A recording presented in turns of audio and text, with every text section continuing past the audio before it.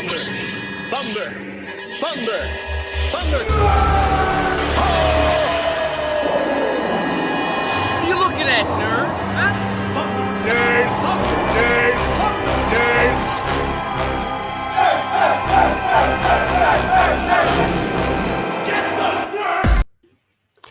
Welcome to Thunder Nerds. I'm Brian Hinton.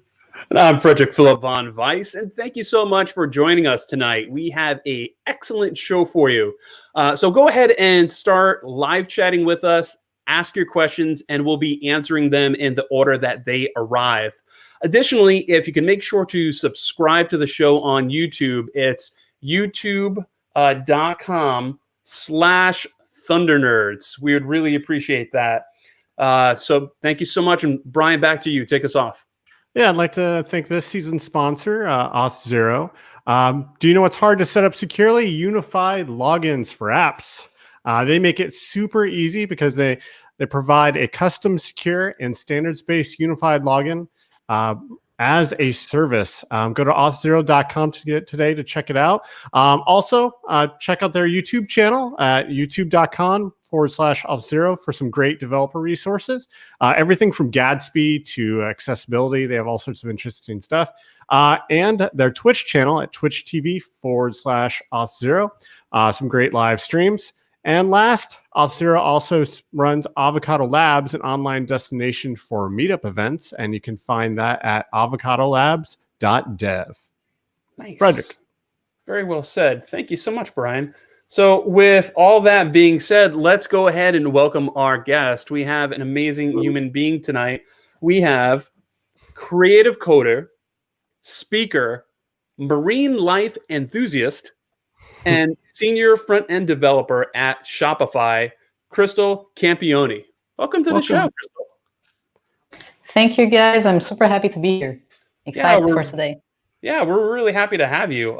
So how have things been for you with the whole situation that we're in? I wanna read this quote that you put on Twitter here, which is, "I'm getting so paranoid in 2020 that every time I get a new message under threads in Slack, it reads as threats." And I have a mini heart attack. So yeah, I think we're all in that kind of mode. So yeah, 2020 has been a whirlwind. So how's everything been for you so far?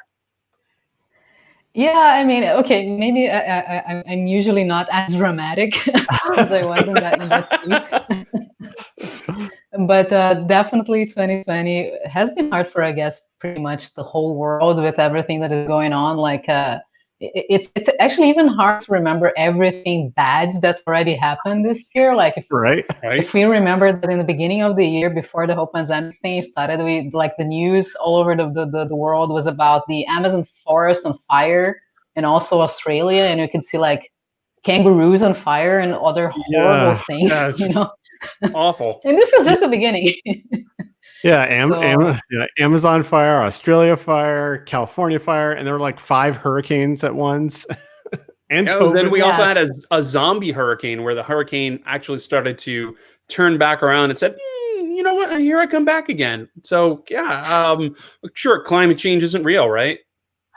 Oh yeah, Jesus Christ, it's insane. Yeah, it's the amount nuts. of things that happened this year.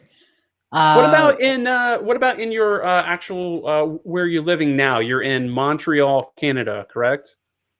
Exactly. I arrived in Canada in January, actually. And I think that for me specifically, the timing was actually quite good, because if I had waited just like 1 month more in Germany, I probably wouldn't have been able to relocate to Canada, and I would have been stuck there, which would have sucked because I already had like all of these plans to move here. So at least in that sense, I was lucky with the timing of my relocation to Canada for sure. What's the environment like there? Oh, that's what I was going to ask. Sorry? Sorry, Brian. Brian, you ask it. No, already done. Yeah, what's the environment like there in Canada right now? Right now, in terms of what you mean? In terms of the COVIDs, like how is your situation there? Like for us in America, it's not good. From my understanding, people in Canada actually have the intelligence to put on masks when they should be putting on masks, where here we have to convince people that science is real. Yeah, I mean, like there were a couple of crazy people on the streets protesting against masks, but that was pretty much everywhere in the world. Like in Germany, we had the same kind of crazy yeah. people protesting against masks. But I guess that most people here are actually like following the guidelines, and also they don't want to get fined, because if you don't wear a mask, you can get fined. So I guess that's also contributing to to people well behaving in general. But I think that like here things seem to be like kind of under control. But I think it was yesterday or the day before that, the government issued another alert saying that Montreal specifically, that used to be like in the green level, is now in the orange level, and the next one, like the red level, is when everything has to be shut down basically, and everybody has to stay at home. So that kind of sucks. But I mean, it was also people already said that we were probably going to have a second wave, so it's not a surprise, I guess. Makes sense. Yeah, I feel like it's going to end up being kind of like a tsunami, like where the waters are receding and then giant wave, unfortunately. Yeah. Yeah, because of how people are acting in general, especially here. It sounds like a lot of other countries are doing better, but then I hear about over in Europe, the countries that I've followed there seem to have handled it well, but then they're getting another wave. So I don't know. I feel like until we have a vaccine, we're all going to be in this weird in between purgatory stage. Well, even then, we're going to need booster shots potentially. Yeah. But yeah, who knows? I imagine too, this has obviously hindered your traveling because you speak a lot and you go out to all these different locations, which is part of being a speaker. Are you doing a lot more now virtual events? Are you really into that, or are you really encapsulating yourself and your time in some of those here and there? Yeah, I mean, to be honest, like in the beginning, I was really shocked, I guess, by the whole coronavirus situation, and preparing talks for conferences and stuff like that was not my top priority, especially considering that I had just moved countries. So there was also like a bunch of things that I had to solve in terms of like bureaucracy, finding an apartment, buying furniture, all of those things that you have to do when you move to a new place. So definitely this year was probably the year that I spoke the least in conferences since I started doing that. Sure. But I guess it's also normal considering everything that's going on.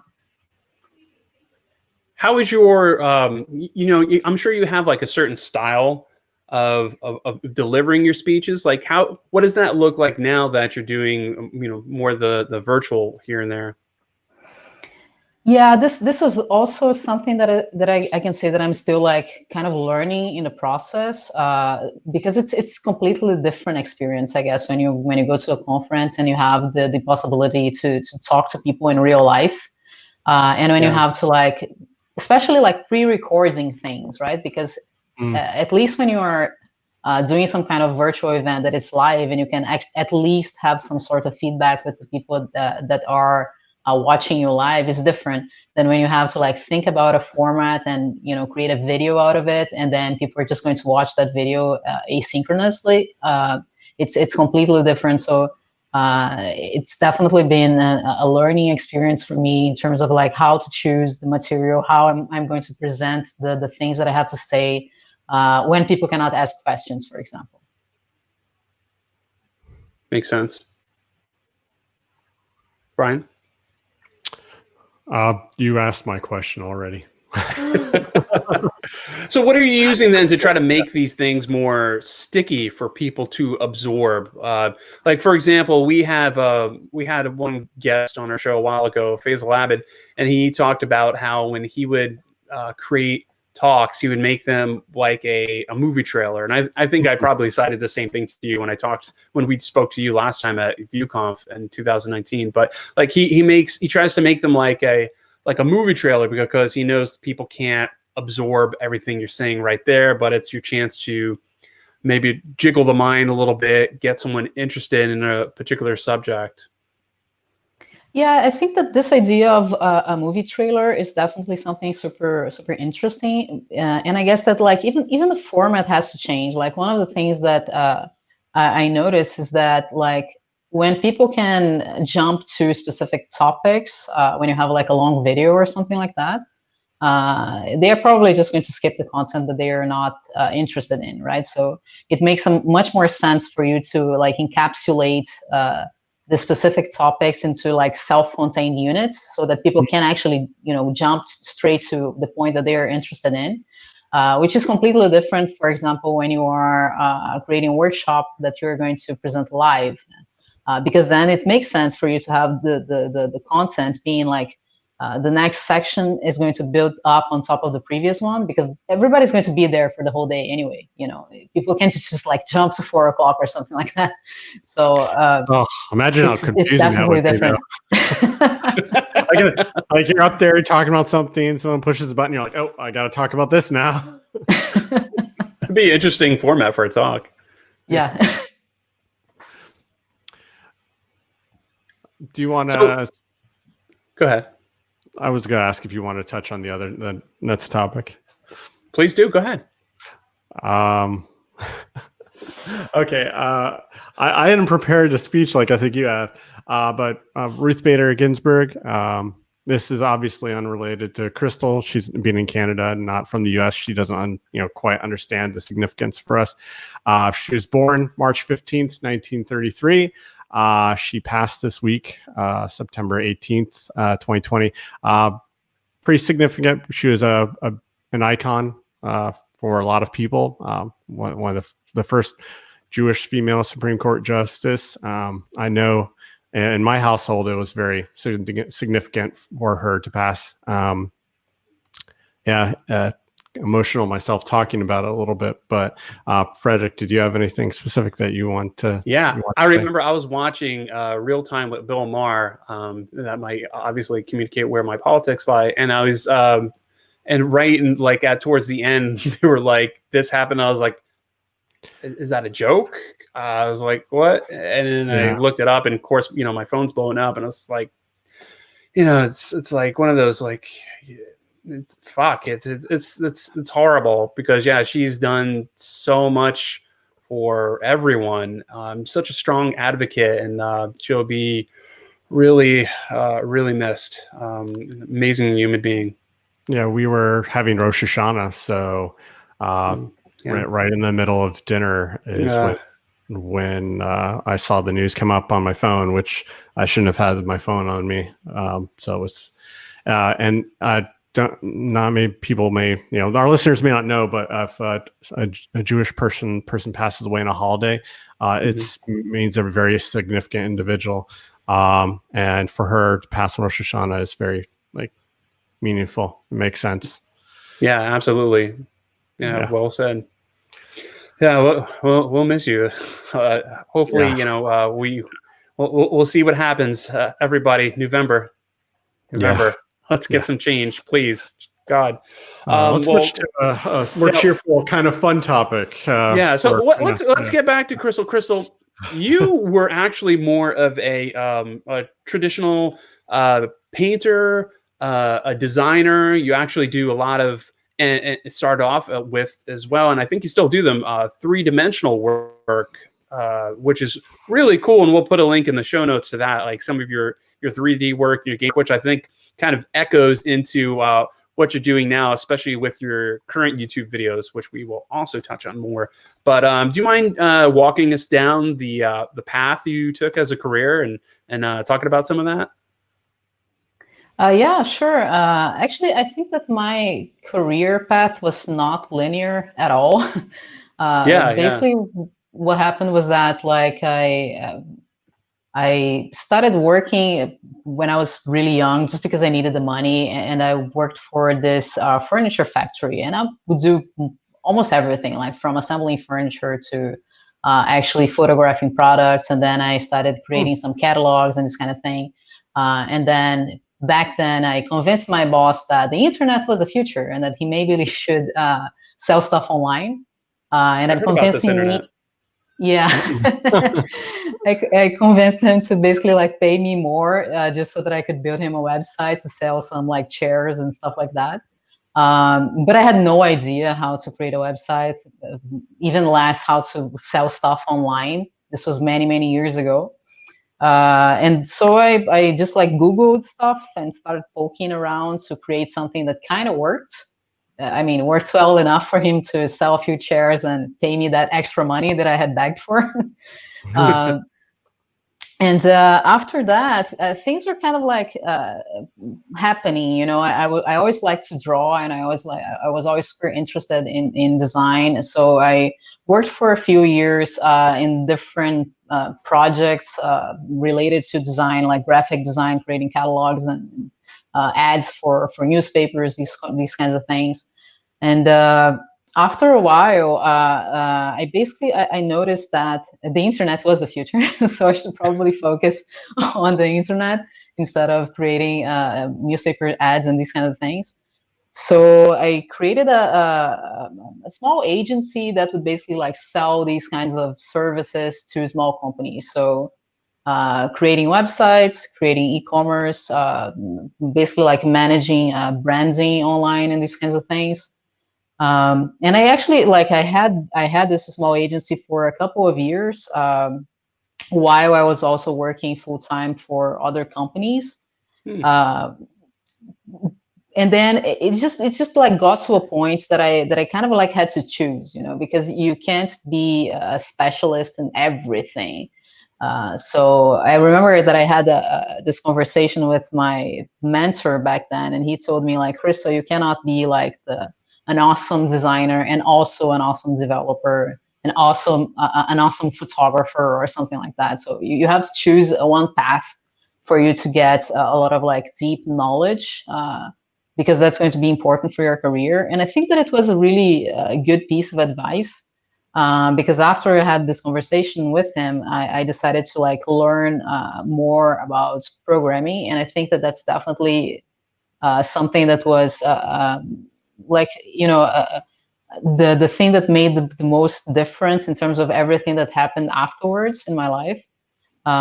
Because then I had the technical knowledge necessary to implement everything that I could like dream about. Considering that I do have this background, that I was super curious about the visual aspects of things.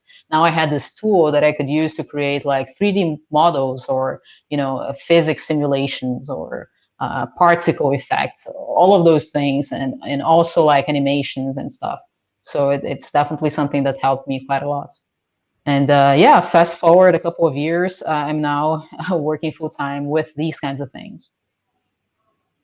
Did you ever imagine that this is where you'd end up when you were younger?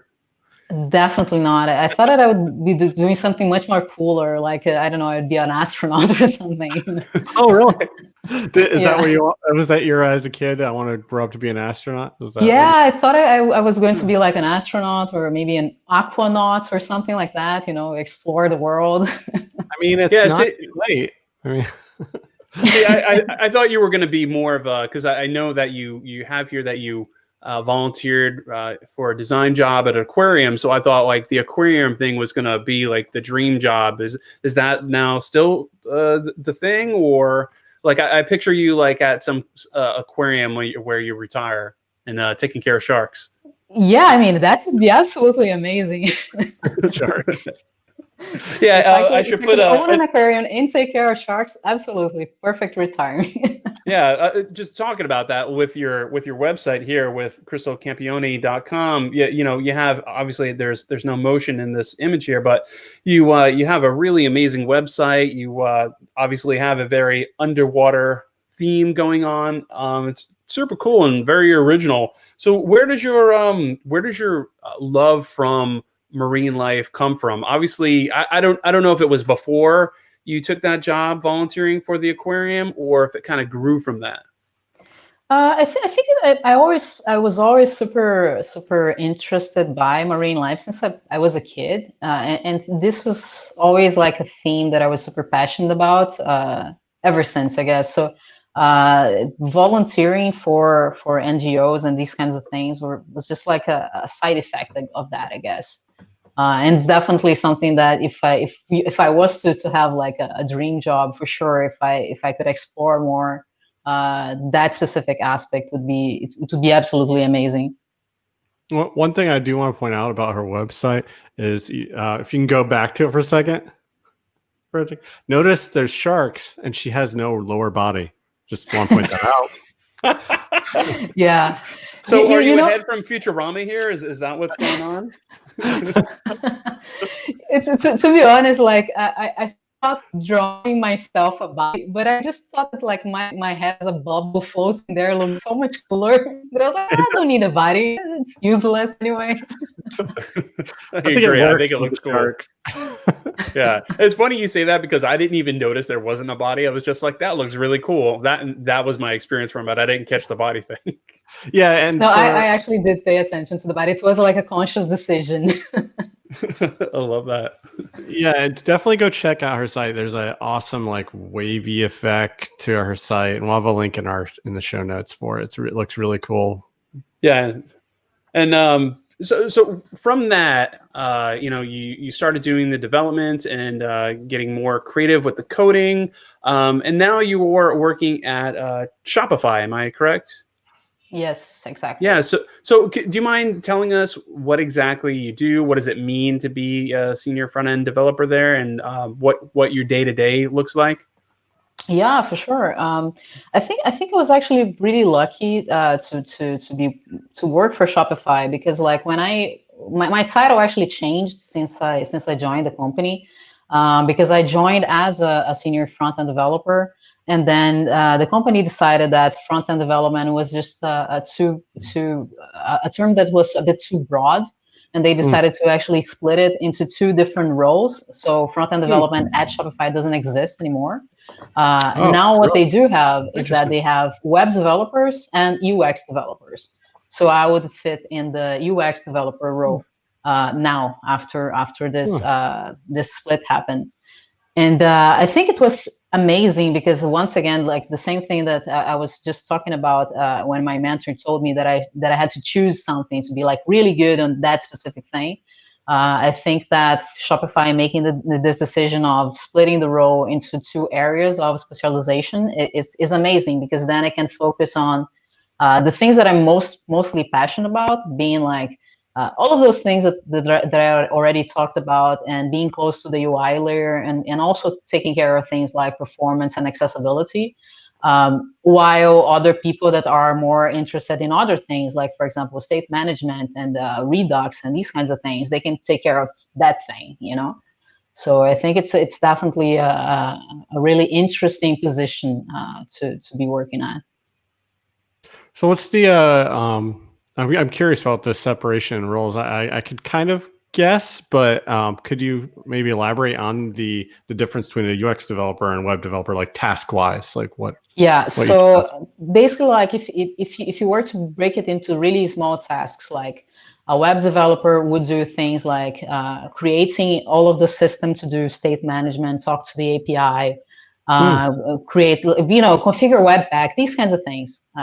And the UX developer would be creating the components that gets the data from the state via props, for example, implementing animations, micro interactions, also like creating, making sure that the components are 100% accessible, and worrying more about like the performance on the browser layer.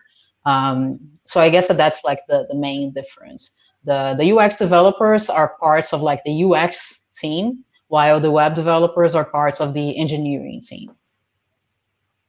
Interesting. I like the focused specialization there. Like it's a good way to go, because I feel like too many times does one person try to do too many things, and to separate out like that makes a lot of sense. Yeah. For sure. So why don't we talk about, you made a kind of a leap from like a 3D designy kind of thing. And I was wondering if the 3D part of what you were doing kind of got you into the animation stuff within CSS. Like, was that like, I want to make these things move. I want to do this for the web. Was that kind of the spark in your mind that got you the passion to do that? I think it was the other way around, actually, because Really? I Okay. was already doing a bunch of things in terms of like 2D motion. And I was really curious to see how I could make things move in a 3D environment. So that's why I got into 3D. But I was definitely like working with 2D already and doing like CSS stuff and etc. And the 3D parts was more of an afterthought, I guess. That makes sense. And I like too that you talk a lot about using Vue with CSS, because there's a lot of things that come out of the box with Vue that kind of assist you, and you could leverage that and makes it a little bit easier to understand or just to implement and get it out the door, right? Yeah, for sure. I mean, like, I think that Vue is definitely the perfect tool for you to create awesome stuff and really, really fast, just because of the amount of things that it's just there. You don't even have to go look for it anywhere else apart from the docs, which is amazing. Like, if you compare it to any other sort of JavaScript framework, it's a really complete tool that you don't have to like recreate the wheel all the time. You can just use the tools that are already there and worry about more creative parts of whatever you're trying to do. Yeah, Yeah, go ahead. and the fact that you don't have to have a whole like crazy build process. You can just include Vue in and use Online. it. Are you excited about Vue 3? Are you gonna change everything you've done to Vue 3? I mean, I am super excited, but I think it's going to take me a while to change everything to Vue 3. Maybe a little bit. I love how you on your YouTube channel you have that Monster Slayer game. Well, maybe it was a actual video I saw where you're speaking, but you took that example of that Monster Slayer game and you elaborated more on top of it, and it was such a cool way to see that stuff in action and then look at the code that you had in there. It was amazing. Yeah, thank you. I'm really glad that you liked it. Yeah, I think it was a really good way to see how that stuff works. And I just want to put your YouTube channel up here for people to see. So youtube.com/Krystal Campioni. So check that out, and we'll have that in the show links. But do you mind if we talk about some of the topics that you have on here? I know you just kind of started out with this YouTube channel, but I'd love to touch on the motion design and Vue and what that means and what you're kind of building towards with the YouTube channel. Yeah, for sure. Yeah. So yeah, tell us about it. Yeah, so basically like I was just taking a breath. Sorry. So the idea there was basically because pandemic hits and I was stuck at home and I was like, oh, that kind of sucks that I won't be able to go to conferences and talk to people, but I already have a bunch of like cool things that I would like to share. And that's when the idea of creating a YouTube channel came from. So the first videos that I published are basically like the introduction of the topic. So I'm covering things like how you create a CSS animation and how easings work. And like then I get into a little bit of SVGs in terms of like what are the elements that you can use inside of an SVG and how you can integrate those elements of SVG with CSS animations to make things move, basically. And the idea there is that I'm going to keep like building on top of these building blocks to explore more complex topics like using SVGs and CSS in Vue components, for example, to create reusable pieces of animation in your UI for your project, or using Vue as a layer to interact with canvas elements, for example. Yeah, I love how you illustrated some of these things, especially with the SVG. Like I didn't even know about the what was it, the use and being able to reuse it by just calling it. Like I was like, oh, that just kind of opened the door for me to do like 100 different things that I was thinking about. So that was so cool. But yeah, I like if I go back to that same example you have with the Monster Slayer game, and then bring that back to here, because you kind of cite some of those things, and then you have the UFO that you're animating, and just with some simple things you could do and leveraging Vue, it's amazing how fast you're able to execute these things. Yeah, it's absolutely amazing. Like honestly, having the possibility to create some dynamic inline styles and loops can go a long way. So it's really a powerful tool, and you can do so much with it and so fast. Before I asked my question, Frederick, bring yourself up for our audio listeners. Frederick behind him, because of the shadow, looks like he has wings. I've been looking at the entire show. It looks like he's got like angel wings or something. It's not a look. I actually do have them. And then if you look, if we're going to do the same thing, if you look at Brian and look at his statistics, wait, there's there we go. Hold on. There's a lot of things you could tell about Brian, about how I like the penguin one the most, because I like the Brian's obsessed with romance novels one the best. But of course you do. That's just me. My question I wanted to know what's coming up. Like what are you doing next on the YouTube channel? Like not to pressure you, but yeah, no, I mean, I think that the main idea is to keep building on these topics that I mentioned before. But I guess that I'm also like going to change the format a bit, just based on these learnings that I was talking about, like understanding that it's different when you create something for a workshop where you're actually going to be talking to people in real life, and when you are creating content for YouTube, where people can just like jump directly to a topic. What I'm doing now is that I'm in a process of reorganizing the materials so that one video makes sense by itself without necessarily you having to watch the videos before that. Or if you jump to the last video, it has to make sense. You don't have to watch all of the other videos before that. So I'm reorganizing structure and adjusting the material so that it makes sense. But I'm going to post things soon, really soon. I'm curious, did you just record it all in one setting? Did you do all the video editing yourself? I find that stuff interesting, so I'm curious.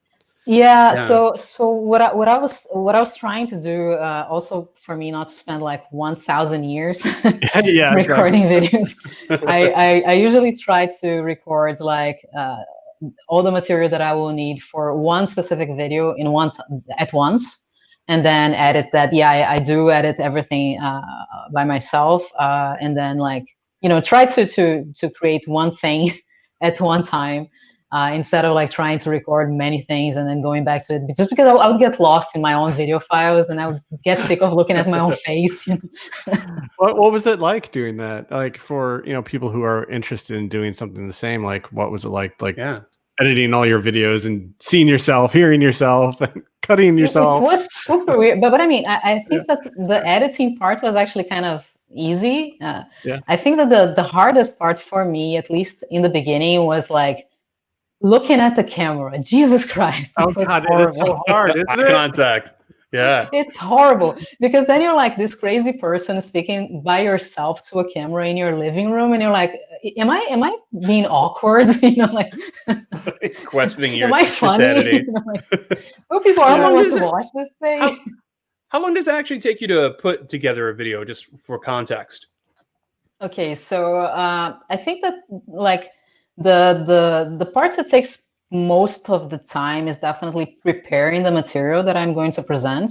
Mm-hmm. But after that's done, I think that in a couple of hours, maybe I can record everything and then edit everything, but not more than like one day. Oh, that's not bad at all. And for people that are looking to do something like this, that are inspired to start their own channel, a lot of times people think, oh, I need all this like weird, crazy software. What software were you actually using to put all this together? Yeah, I mean, like, not crazy software at all. Like I do have an Adobe Creative Suite just because I do all of these things and I'm always using things like Illustrator and Photoshop and etc. So as part of that, I also have access to the Adobe Premiere, and I edit everything in there. But Nice. there are like lots of pieces of software that are much less sophisticated and for free that you can do the same. So it's definitely not mandatory. Yeah, I mean, you could do this on iMovie. You could do it on iMovie on your phone. I know Mac has this really great application I enjoy using called Motion. It's $50 and it's amazing. You could do everything in it. It's super cool. So yeah, you don't need to learn Premiere first if you have some kind of trepidation about like, oh man, this is gonna take me like 3 months to learn before I can make my first video. You could do pretty much anything you want on like your Sega Genesis. Just go. Sega Genesis. Mhm. I do appreciate too how you carry the branding over into everything and really made it like seamless transition from your website to this, and like it's all cohesively you. Well, I'm curious. Did you go back and forth between wanting it to be like your YouTube channel, like with your face, or did you want it to be like just this name that you created that was that, or The creative coding with JavaScript channel. yeah. Yeah. I did, and to be honest, I'm not sure that like in the long run I am going to keep the channel as being the Krystal Campioni channel. I Because we're don't know. talking about it now, you have to. You heard it here first, exclusive. You know, just because the thing is that one of the things that I really wanted to do with this YouTube channel is to invite people to talk about stuff with me. And then it's kind of weird if the channel is like mine, Exactly. I'm not like, I don't know. I think that it might change, but for now, it's the Krystal It's your talk Campioni show. channel. It's your Yeah. talk show. Just Yeah. My you can talk show. introduce. Yeah, Yeah. you could just introduce. Hey, I'm Krystal, and this is today we're talking with. There you go. That makes sense. Yeah. Yeah, And- problem and solved mandatory then. that And you then have to keep keep it in the aquatic theme. Oh yeah, for sure. Yeah, every guest you put in the helmet, surround them with sharks. Perfect. Nice. I wanted to ask you about your some of the tweets I saw on the old online about how you actually have you touched a lot of people and you inspired a lot of people and got them thinking about a career doing this. And I'll read one tweet and we'll put a link to it in the show notes. And it says how you conducted an amazing. I'm quoting a tweet here. You conducted an amazing lecture in 2016 and at a RubyConf and about SVG and front-end development. Because of that, I was sure it was the career path I should have. She's great, and I do recommend her content about development. Now, that's a really, really cool tweet. Like, how do you feel about inspiring people and getting people interested in development? I mean, honestly, these are the sorts of things that really do make me happy, because I think that after you put a lot of effort in some kind of presentation or something like that, and then you read a tweet like that, it's absolutely the best feeling in the world, especially because it's the whole goal. Like when I create these things, I'm not creating them for myself. The main point is for sure to inspire people and to get people excited about the things that I'm passionate about. So I was really happy when I saw that tweet, and it's definitely the sort of thing that pushes me forward and makes me not give up, in highs or something. Yeah, I imagine like over time you spoke at a lot of these conferences. You probably helped out a lot of people, and again, that's from just 2016. So I'm sure exponentially that's been growing and growing and growing. And now with these YouTube videos that you're putting out as well, you're really helping out the community. Yeah, for sure. And I mean, like every time that somebody talks to me about something like that, it's always such an amazing experience. Just because like it's reassuring to know that you actually helped somebody. Like you actually made a difference. So it's definitely the best thing in the world. Do you have somebody like that helped you get into into this industry?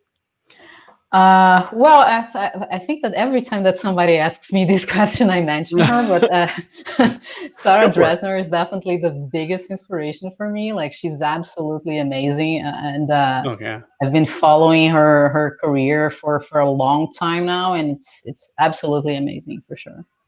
Oh, that's Okay, awesome. I have a sad moment. If she happens to hear this, you blocked me for some reason. I don't know why she blocked me because She I'm blocked you? Yes, it's like I was really upset. I was like, why did Sarah block me? What did I do? My theory is she blocked all the people in some thread or something, and I happened to make a comment there, but I was really upset.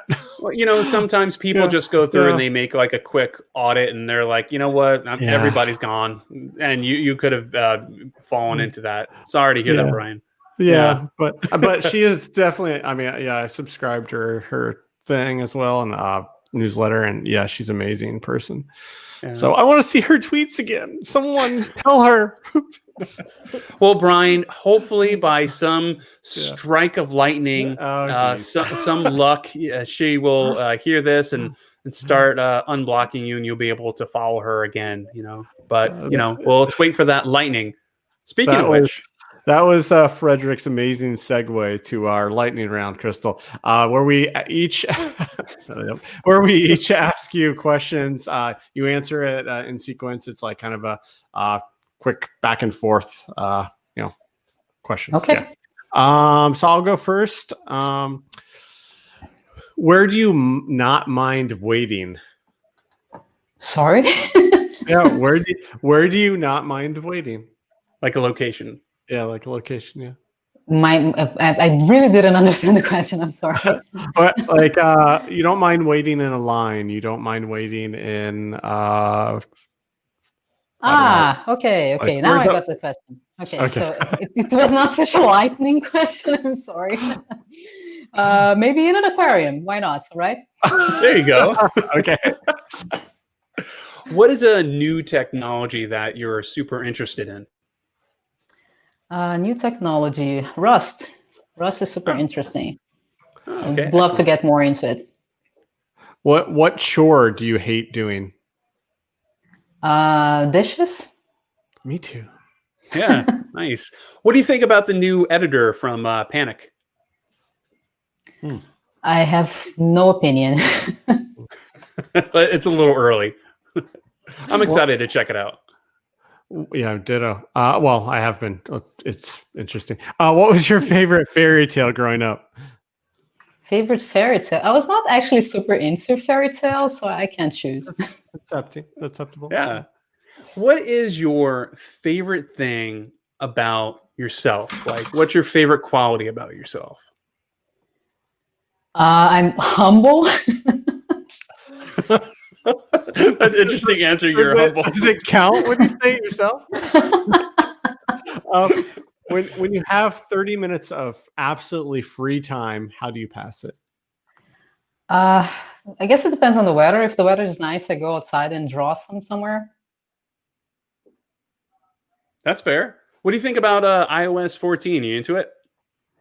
I saw videos about it. It's interesting. I like widgets, but I haven't actually had the time to explore it and see if I'm actually going to use any of those new features. Nice. Fair enough. You're in the circus. Would you rather be the person with their head inside the lion's mouth or get shot out of the cannon? Totally the person with the head inside of the lion's mouth. One, Frederick. Yes. Wow. Two. That's pretty awesome. Wow. In a row, too. Yeah.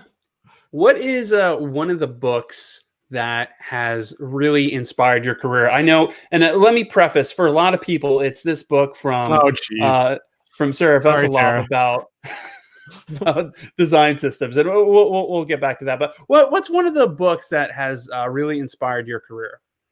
I think that if I had to choose just one, probably Don't Make Me Think. It's like the biggest one that I think is super interesting, and it's still relevant even though it's a quite old book now. Definitely that one. Would you rather be able to copy and paste in real life or undo? Undo for sure. Why would I want to copy and paste in real life? Money. Yeah, no. Undo all of my mistakes would be enough for me to have a lot of money. Okay. Krystal, serious question. You come home, it's late at night, like 1 a.m. It is raining cats and dogs, almost quite literally. All you want to do is get in the house. You open the front door, you look in, it's dark, and there's a ghost. What do? I cry until the ghost dies again. It's a ghost that's already dead. What? I don't know. Okay, I'll probably crying's just, like, acceptable. cry. Yeah, cry until it goes away. What font are you currently using in your code editor? I think it's called Fira Code. It's one that does transforms the arrows into arrows and stuff like that. What is your code editor? VS Code. Nice. What? Which Yeah. I'm using it. Oh, I'm so surprised. Yeah. Dreamweaver. That'd be great. Microsoft's version. Dreamweaver 2. If Mars was livable, would you accept a one-way ticket there? Oh, definitely not. No. No aquariums, right? Yeah, exactly. Why would I do? Would I do that? Just sands, no water. No. Follow-up question. You get to Mars, there are aquariums, and it's beautiful. Do you go? The government was hiding it the whole time. Yeah, maybe I go. Maybe I go.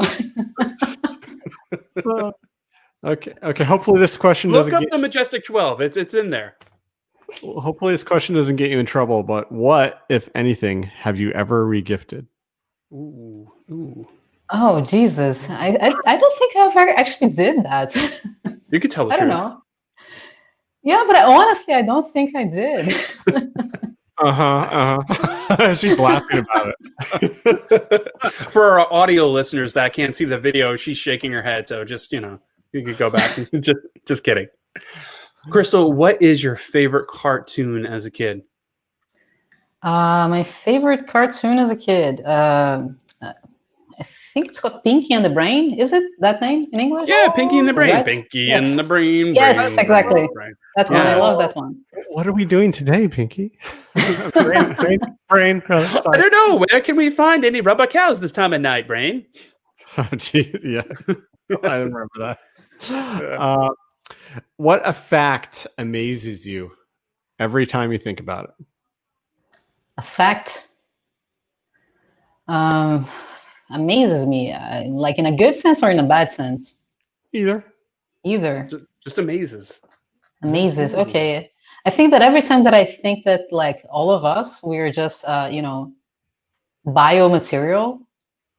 It's such a weird thing to think. It's really bizarre actually. We're just like flesh and bones. Yeah. And if That you go amazes smaller me. than that, we're just photons. Exactly. Yeah. It's really weird. We're information. Krystal, what podcast are you listening to currently that you use to just kind of unwind, if any? I think that The Truth is definitely my favorite podcast to unwind. It's really nice. They do like these short stories that you can just like listen to it. But they have like actors and stuff, so it's almost like you're watching a movie, but it's just like the audio part of it. So it's really cool. Oh, that's neat.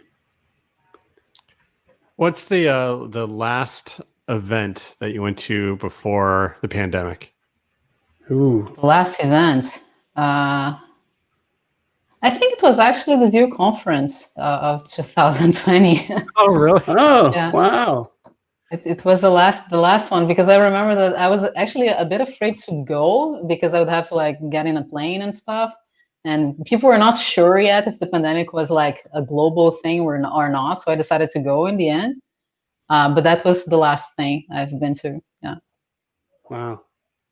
What are you doing to have a sense of normalcy in your life? Like what's 1, 2, or 3 of the things that you do every day, such as like, oh, you know what, at noon I always go for a walk, et cetera, et cetera. What are those things that help you get a sense of a regular life? Yeah, so I think there are a couple of things. Like every day before I start to work, I exercise at home because coronavirus, but at home. Oh, you're not going to the Uh, gym? no, Yeah. none. And also, like after the day is done and I finished work, I usually go for a bike ride and stop in a park somewhere, and then call like a friend or a family member and just talk to them in a park, even though I'm by myself. I think that definitely has helped quite a lot. Nice. So you turn around and you start to walk out the door, and you trip over something and slam into the wall, and hundreds of gold bars fall down that were hidden in the ceiling. You're okay. You're okay. You have all of this money suddenly. What do you choose to do now? I mean, honestly, I'd probably donate it to some charity because, like, what can you do with money nowadays? I was thinking aquariums or something, but okay. No, what, donate the money to an aquarium. There you go. Let me ask you, if you could not have a computer for the rest of your life, and I think we all know what the answer is going to rotate around, but if you could not have a computer for the rest of your life, what would you be doing professionally? Something that involves diving, probably, Okay. I guess. What is your comfort food?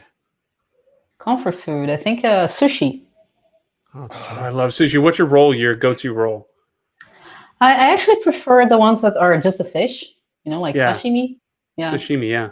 Oh, yeah. man, I love some eel sashimi. Fuck, so good. Japanese What? food's the best. Yeah, it really is. What's one pet peeve of yours that you wish that you could just get rid of and no longer be a pet peeve because it hampers your enjoyment of life? Ooh. Oh, that's Ooh. that's a hard one. I'm such an easy person to please. I really don't know. I think that People named yeah. Brian? What? Oh, I'm sorry. No. Did I say that out loud? I was sorry. It was inner monologue. Just No, I don't know. Like there are some fashion trends that annoy me, but not enough for me to not enjoy life because of that. I'm sorry. Which ones? I got to know. Like for example, transparent plastic fanny packs that Oh God, seem to yeah. be like trendy now, and I'm like, why? Why would I you think that do was that? in Like the I get 90s. the fanny pack part, at least it's like useful. It's easy for you to get your stuff. But transparent? I mean, I honestly, I wouldn't want everybody to know what is inside my fanny pack. So I don't understand it really. Yeah. People are fun. What music are you listening to? You had yours. What music are you listening to that you're really enjoying lately? Well, to be honest, like I usually listen to the same kind of music that I have been listening to for like 20 years. Okay, which is I really like indie rock stuff, like for example, Arctic Monkeys, Strokes, these kinds of things. nice. What is an irrational fear that you have? Maybe the ghost that you guys just mentioned that is going to be inside of my house. It's behind that door right now. So Oh my god! Okay, say yeah. What is that thing behind you? That thing that's moving? Why is your door opening? Oh, it looks like it has like 3 eyes. That is so frightening. Wow. It's creeping up behind you like that shadow on the wall. Oh, Why there's no three- hand going up. why 3 eyes? Why not? It's a monster, right? It has to have 3 eyes. All right. Yeah, fair enough. What what was I going to ask you? Do you do any sports? Any sports you enjoy? Well, I mean, to watch, I don't actually watch any sports, but Or I play? do like cycling, for example, Cycling? from time to time. Yeah. Nice. Sports ball. Sports ball. Uh, um, what is something you miss most about being a kid? About being a kid, I don't know. I think I missed the breakfasts that my godmother used to prepare me. It was absolutely the most delicious thing in the world. Oh, Yeah. Now I want to know what it is. what follow-up question? What is it? Thank you. She used to prepare tapioca for me, which is like this little white thing sandwich that you flip to the middle, and then you put a lot of stuff inside, like cheese or even just butter. It's just absolutely tasty. Yeah. Oh my God, you just got me so hungry. Yeah, that one, it's definitely the thing that I miss the most from my childhood. Go ahead, Brian. I'm curious, do you do the same things that you did before the pandemic to get ready each day? Do you get up, do your normal routine, get dressed, or do you just wear pajamas? Oh no, I can't. Actually, this was a funny topic, because when everybody started to work from home, me and my colleagues, we had this conversation about what is that like makes you get into the work mode when you're working from home. And everybody had like different kinds of like triggers for their work modes when they are at home. And I figured that like my work trigger is wearing a bra. So if I'm not wearing a bra, I am not working. But if I am, work mode. That's awesome. I think mine's like combing my hair. That's about it. Yeah, I just get fully like go through the whole normal routine. You really? Wow. Okay. Yeah. Do you have any more rapid questions, Brian? That's all I got. And we're almost to the end here. Frederick, you want to take us? Yeah. So we have 2 final questions we like to ask everybody. First one, pretty important. How do people find out more about you? Obviously, they could go to your website, which is krystalcampioni.com. We have your YouTube channel, which is youtube.com/Krystal Campioni. And then on Twitter, your twitter.com/Krystal Campioni is am I touching on all the main bases here? Yeah, for sure. That covers it all. All right, perfect. Okay. And last question that we like to ask is, do you have any final words of wisdom for the audience? Anything that you'd like to say? Things that you provide advice for everybody normally? Yeah, I mean, I guess it's not a general advice. It's just something that I like to remind myself every day, even though like Sure. the world kind of sucks now with the whole situation. But we have to have hope that things are going to get better. There is a vaccine in the horizon, so hopefully things are going to slowly start getting better.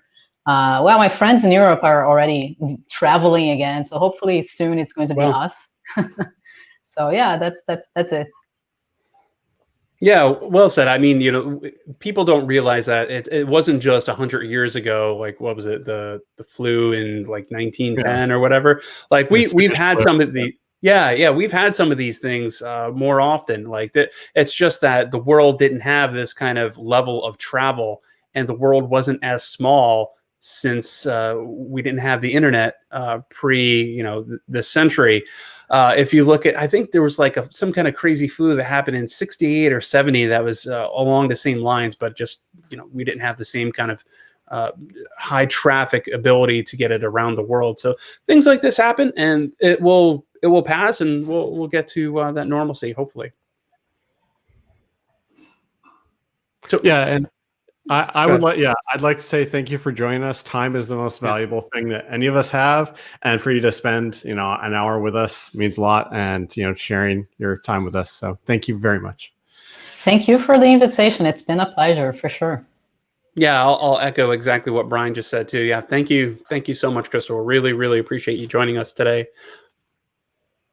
And thanks everybody for watching. Really appreciate it, and we will see you next time. Take care, everybody.